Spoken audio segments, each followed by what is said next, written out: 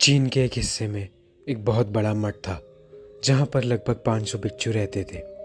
वह सभी अपने गुरु के मार्गदर्शन में खुद को जानने का अभ्यास कर रहे थे। एक दिन एक लड़का उस मठ में शिष्य बनने के लिए आया। लड़का मास्टर से कहता है, मास्टर, मैं खुद को जानना चाहता हूँ। मैं सच की तलाश कर रहा हूँ। मैं पता लगाना चाहता हूँ कि सच क्या है। मास्टर ने उसकी ओर देखा और कहा कि अगर तुम सच का पता लगाना चाहते हो तो तुम्हें अपना पूरा जीवन दांव पर लगाना पड़ सकता है। सच को जानने में तुम्हारा पूरा जीवन चला जाए और फिर भी इस बात की कोई गारंटी नहीं है कि तुम पूरा सच जान पाओगे या नहीं। मास्टर ने पूछा, क्या तुम इस बात के लिए तैयार हो? तो शिष्य बोला, मास्टर, मैं यहाँ पीछे मुड़ने नहीं आया हूँ। मैं इसके लिए तैयार हूँ। मैं कोई भी कीमत चुकानी पड़े मैं चुकाऊंगा। गुरु ने कहा, अगर ऐसा है तो ठीक है। इस मठ में 500 बिच्छू हैं। तुम उन सब के लिए चावल कूटने का काम करोगे। सुबह शाम चावल कूटने का काम करो। जब तुम थक जाओ तो सो जाना और सुबह उठकर दोबारा चावल कूटने लग जाना। किसी और चीज़ के बारे में मत सोचना, बस इसी रास्ते पर चलते रहना। दोबारा मेरे पास मत आना और ज़रूरत पड़ने पर मैं तुम्हारे पास खुद आऊँगा। लड़के ने गुरु के आदेश का पालन करते हुए चावल कूटना शुरू कर दिया। उस मठ में 500 बिच्छू थे। उन सभी को समय समय पर खाना खाने की आवश्यकता पड़ती थी, तो वह लड़का सुबह जल्दी उठकर चावल कूटना शुरू कर देता था और देर रात तक चावल कूटता था। जब वो थक जाता तो वह उसी कमरे में सो जाता जहाँ वह चावल कूटता था और सुबह उठकर यही काम दोहराते रहता। किसी से बात नहीं करता था और ना ही कोई उससे बात करने आता था। वह बस दिन रात चावल कूटता और सो जाता। कुछ महीनों तक चावल कूटने के दौरान उसके मन में कई विचार आते रहे। कई पुरानी गंदी बातों को वह सोचता रहा, लेकिन जब उन विचारों को कोई नया विषय नहीं मिला तो वह अपने आप ही मिट गए। धीरे धीरे उसके मन में विचार कम होने लगे और देखते ही देखते कुछ साल बाद उसके मन में विचार आना ही बंद हो गए। वह हमेशा चुप रहता और विचारहीन अवस्था में बस चावल कूटते रहता।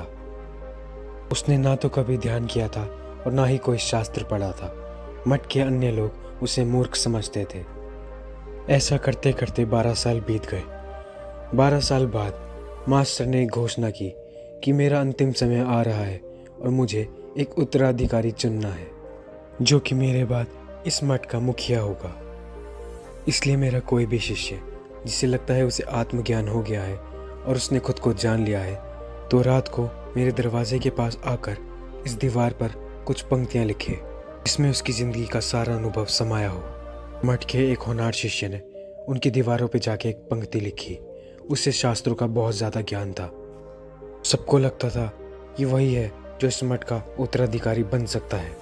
उसने लिखा था, मन एक दर्पण की तरह है जिस पर विचारों और इच्छाओं की धूल जमा हो जाती है। इस धूल को मिटाने के लिए ध्यान करना चाहिए। जिसकी धूल हट जाती है और मन का दर्पण साफ हो जाता है, वह मोक्ष प्राप्त कर लेता है। अगले दिन जब मास्टर उठे और उन्होंने इन पंक्तियों को पढ़ा तो उन्हें बहुत ज़्यादा गुस्सा आया। उन्होंने कहा कि किस बेवकूफ़ ने यह कचरा मेरी दीवार पर लिखा है। वो शिष्य जिसने ये सब लिखा था वह चुप रहा। हालांकि ये पंक्तियाँ ज्ञान से भरी थी, मगर यह सब किताबी ज्ञान था। वह शिष्य बहुत ही चालाक था क्योंकि उसने ये पंक्तियाँ लिखी मगर नीचे अपने हस्ताक्षर नहीं किए, क्योंकि उसने ये पंक्तियाँ किसी किताब में से पढ़ी थी। गुरु ने इन पंक्तियों को पूरी तरीके से खारिज कर दिया। यह देखकर सभी हैरान रह गए। यह घटना पूरे मठ में एक चर्चा का विषय बन गई थी। यह बात करते करते 2 शिष्य उस शिष्य के पास से निकले जो शिष्य 12 साल पहले यहाँ पर आया था, यानी चावल कूटने वाला। दोनों की चर्चा सुनकर वह धीरे से हंस पड़ा। तभी वह दोनों हैरान हुए और उससे पूछा कि तुम क्यों हंस रहे हो? उन दोनों की नज़र में वह व्यक्ति सिर्फ एक चावल कूटने वाला था जिसे कुछ भी समझ नहीं थी। चावल कूटने वाला कहता है कि मैं इसलिए हंसा क्योंकि मास्टर सही बोल रहे हैं। यह सभी पंक्तियाँ कचरा है। इन पंक्तियों का कोई मूल्य नहीं है। वह दोनों हंसने लगे और उससे कहा कि क्या तुम इससे बेहतर कुछ लिख सकते हो? तो चावल कूटने वाला कहता है, नहीं, क्योंकि मैं अनपढ़ हूँ, मुझे लिखना नहीं आता। मगर हाँ, मैं कुछ कह ज़रूर सकता हूँ। अगर तुम उसे लिख दो तो मैं ज़रूर चलूँगा तुम्हारे साथ। वह दोनों व्यक्ति उस चावल कूटने वाले को मास्टर की दीवार के पास ले गए और जैसा जैसा वह बोलता गया उन्होंने उसे वैसा ही लिख दिया और नीचे चावल कूटने वाला लिख दिया। उन्हें लगा मास्टर इस पर भी गुस्सा करेंगे और इसे गांव से बाहर निकाल देंगे। पंक्ति उसने बोली थी वह बहुत ही अद्भुत थी। वह पंक्तियाँ थी, मन तो बस एक भ्रम है, ना तो मन है और ना ही मन का कोई दर्पण है, और जब मन ही नहीं है तो धूल कहाँ ठहरेगी।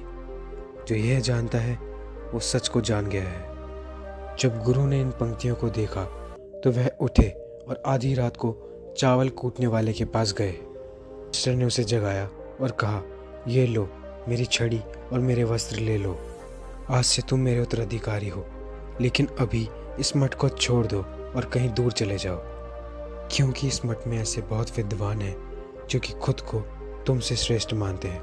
वह यह बर्दाश्त नहीं कर पाएंगे कि एक चावल कूटने वाला उत्तराधिकारी बन गया।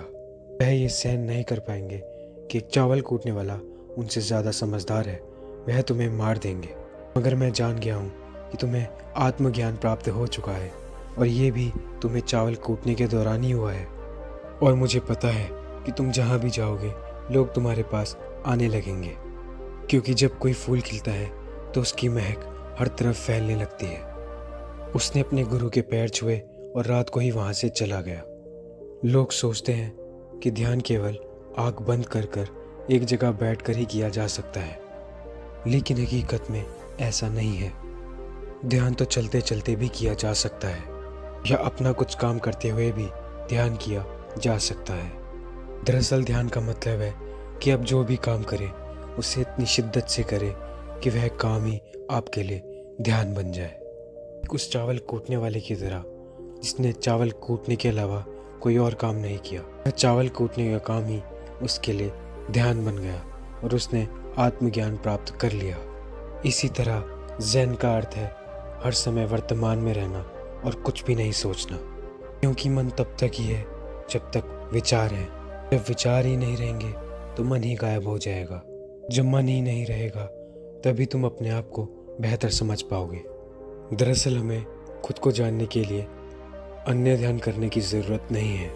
जो कुछ भी कर रहे हैं हमें उसमें पूरी तरीके से खो जाने की ज़रूरत है। अपने काम में कुछ इस तरीके से लीन हो जाइए कि आपका काम ही आपके लिए ध्यान बन जाए। अगर वीडियो पसंद आई हो तो इसे लाइक अवश्य करें। धन्यवाद।